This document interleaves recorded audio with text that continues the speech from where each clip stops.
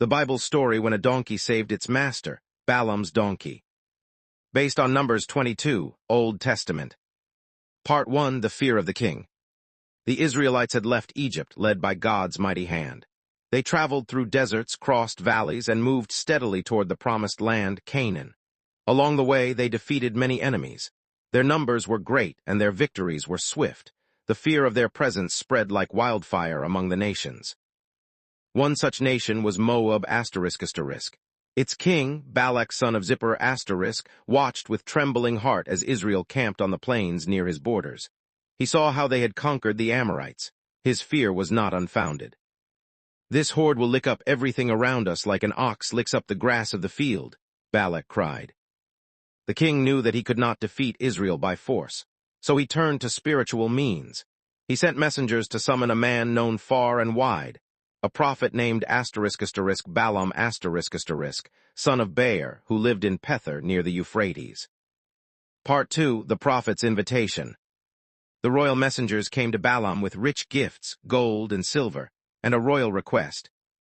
"A people has come out of Egypt. They cover the face of the land and are settling next to me. Come now, curse them for me. Perhaps then I will be able to defeat them and drive them away. For I know that whomever you bless is blessed, and whomever you curse is cursed." Balaam was flattered. He told the officials, "Spend the night here, and I will bring back word to you as the Lord speaks to me." Part 3, God Says No. That night God appeared to Balaam and asked, "Who are these men with you?" Balaam explained that Balak had asked him to curse the Israelites. But God's answer was firm.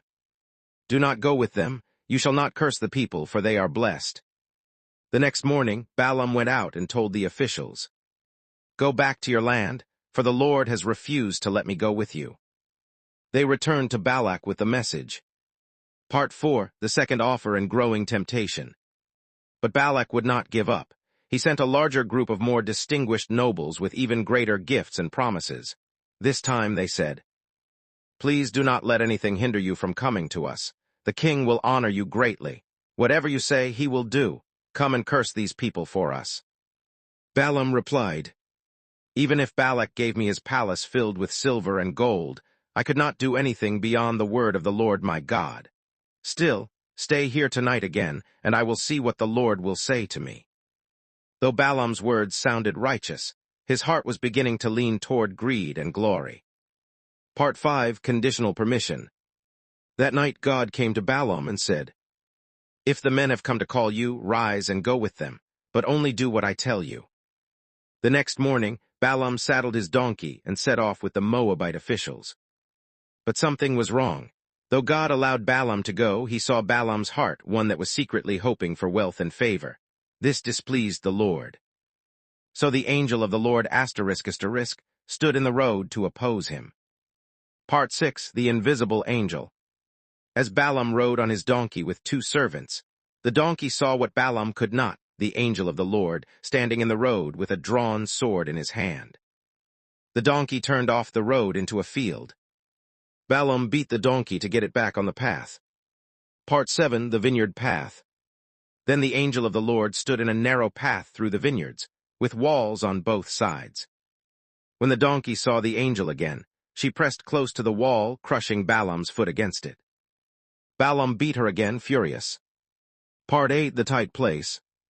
The angel moved ahead and stood in a tight place where there was no room to turn.